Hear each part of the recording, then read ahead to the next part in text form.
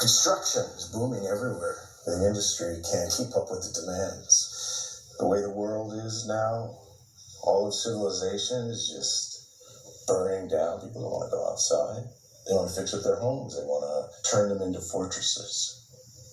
Now people are moving out of the city, I guess. Funny how that's happening.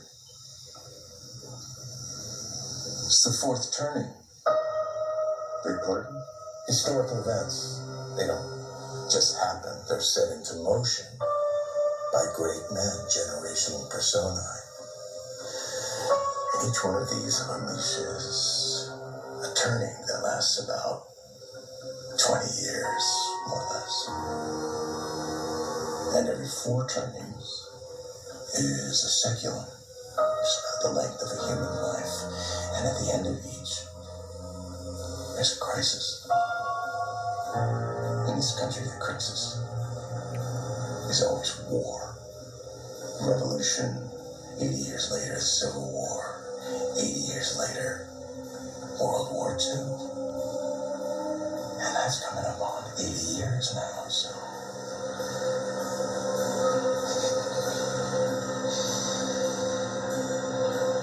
something's about to happen.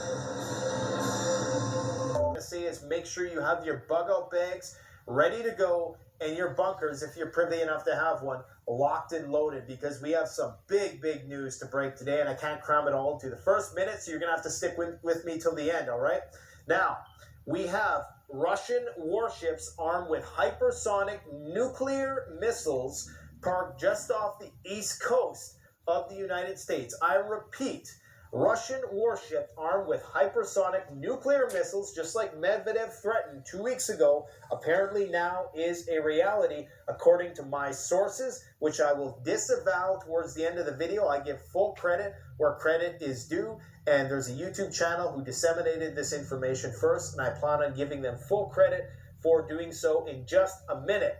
They also talked about how there was a Russian warship that's been just off the Hawaiian coast, 24 miles, in fact, in accordance with international law. You have to be 22 miles away from any nation's coastline if you're a military ship, and that is, in fact, mainstream news. So Russian intelligence is collecting some sort of information or doing some sort of recon mission out there. We also have this data point. Russia is now engaged in a real war with the West, according to the foreign minister, Sergei Lavrov.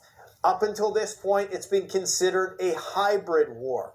A hybrid war is called fifth-generation warfare. In fifth-generation warfare, this is a way for nuclear powers to fight with one another without it going to the strategic level. Because once 2 nuclear powers engage in a conventional war, a direct war that's not a proxy war with one another, the risk of it escalating to the nuclear level is high. That's when we're talking DEFCON 2, DEFCON 1 stuff. Up until this point, it's been cyber attacks, it's been a culture war, it's been a media war, it's been maybe some attacks on the grid and critical infrastructure, but it's about to get hot. The Russians are now saying, their foreign minister, one of the highest people in their government and the second in command, Dmitry Medvedev, or the second arguably of influence in the country, Medvedev, is saying that this is now a real war with the Russians. And War News 24/7, who are very accurate in their predictions, has come out and said that intensive war preparations are taking place in the capital of Russia, as we've talked about for the last few days, setting up all the anti-aircraft batteries on top of Moscow. People have no idea how big this is, and I don't blame you, because if you go outside right now, if you turn on the TV, you are not going to hear about any of this, and that's the scary part, is that a lot of people are going to be late to the party for this one. So if this is a big game of musical chairs, consider this your inside tip, and you're going to hear it long before the music stops, okay? So they're saying that Putin is going to make an extremely important announcement in the next few days. Moscow is expected to officially declare the start of a new patriotic war. Why would any of this be happening, you ask? Well, guess what? The weapons are flowing into Ukraine like crazy right now from all NATO countries. And this is getting to the point where Russia is getting ready to make an ultimatum. Guys, this is big. People think, oh, it's just a few Bradleys, it's just some howitzers, it's just some whatever else they're sending to the front lines. But now they're sending F-16s, they're going to send the Leopard tanks. One congressman joked about sending one Abrams, so that pushes Germany over the edge to allow all of their Leopard tanks to flow to Ukraine. But make no mistake, the Leopard tanks are going to be fighting in Ukraine, whether Germany agrees to it or not, which unofficially the word is they are going to agree to it, because as I reported yesterday, they're already continuing to train Ukrainians on how to use these tanks, and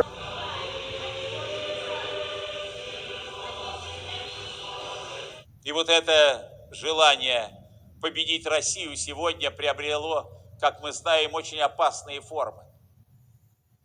Мы молимся Господу, чтобы Он вразумил тех безумцев и помог им понять, что всякое желание уничтожить Россию будет означать конец мира.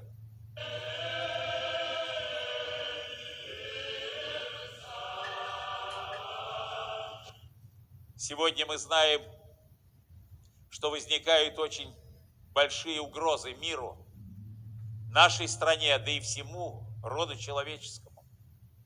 Потому что у каких-то безумных людей появилась мысль о том, что великую державу российскую, обладающую мощным оружием, населенную очень сильными людьми, которые из поколения в поколение всегда были мотивированы на победу, которые не сдались никогда ни одному врагу, которые всегда выходили победителями, что их можно в нынешних условиях либо победить, либо, как теперь говорят, переформатировать, то есть навязать им некие ценности, которые даже и ценностями назвать невозможно, для того, чтобы они были как все и подчинялись тем, у кого есть сила контролировать большую часть мира.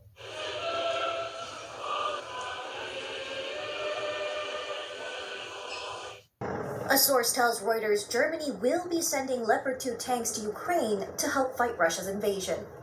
Kyiv has pleaded for Western tanks for months. The move would allow other countries like Poland to do the same, while Washington may supply Abrams tanks as well. There's been no official confirmation from Berlin or Washington, but Ukrainian officials were quick to hail what they called a game changer in the almost year-long war. Despite heavy losses on both sides, the front lines in the war have been largely frozen in place for 2 months.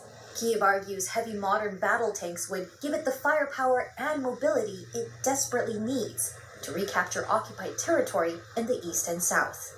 Has dominated discussions among Kyiv's Western allies in the past few weeks. The German-made Leopards were widely seen as the best option, available in large numbers and easy to deploy.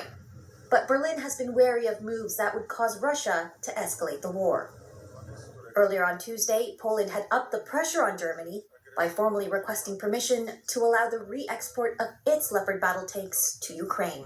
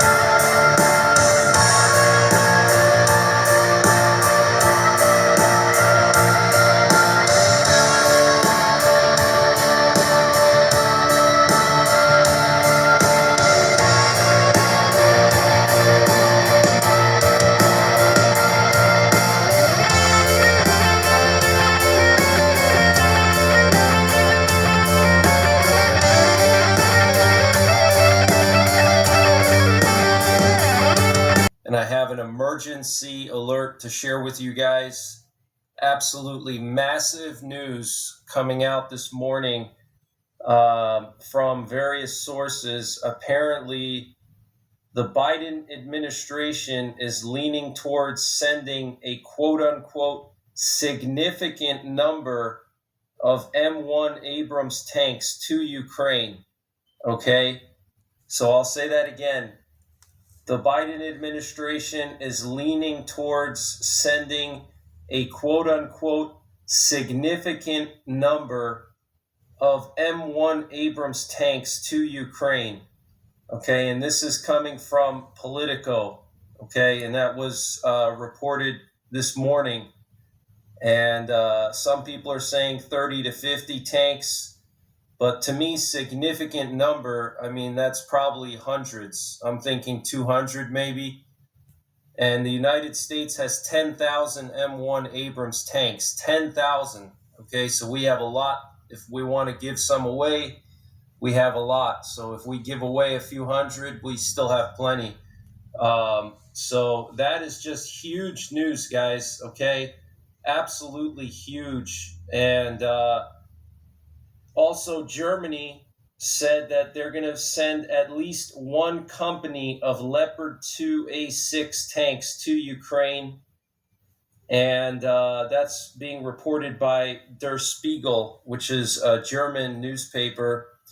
And Politico is reporting that the German Chancellor Olaf Scholz will be announcing the delivery of German Leopard tanks to Ukraine very soon, okay? And they're also going to allow NATO allies to give Leopard tanks to Ukraine. So, guys, this is just massive news, and clearly the United States and Germany had phone conversations about this because they're both announcing this on the same day. So they probably were talking about it on the phone for the last few days. And, you know, I'm sure the Biden administration tried to alleviate any concerns for Germany by saying, okay, we're going to give M1 Abrams. Because if you remember, Germany said that they're willing to give their Leopard tanks away if America gives away their M1 Abrams. And then we made the excuse that, oh, you know, we can't send M1 Abrams because the maintenance is too difficult, which was just an excuse, you know. It's just that the U.S. didn't want to give away the M1 Abrams because there's a lot of classified technology there. So they don't want to have Russia discover, you know, let's say Russia shoots out a few of these tanks. You know, they don't want Russia to find out the technology of these M1 Abrams, including the thickness of their armor. Now, one thing I will say is that the M1 Abrams tank has never been shot out in combat, okay? And I'm not talking about export versions, okay? Over the next few days, you're going to see a lot of the pro-Russian people on social media posting videos of, there's one video that's circulating now of M1 Abrams that was hit by some kind of anti-tank missile in Iraq or somewhere in Syria. And, you know, kind of to like show how weak the M1 Abrams is, that it's not this big, powerful tank, which is just propaganda. Because the export versions, we exported some of them to Iraq, okay? And the ones we exported to Iraq don't have the same amount of armor as our tanks, the ones that we have for our military, okay? Because we don't want to export, you know, those thinner armored tanks to Iraq because there's a good chance they could get shot out. The M1 Abrams weighs as much as 70 tons, and I believe it's one of the heaviest tanks in the world, if not the heaviest tank in the world. It is absolutely gargantuan, and it has extremely thick armor. Okay, its armor is extremely thick. And what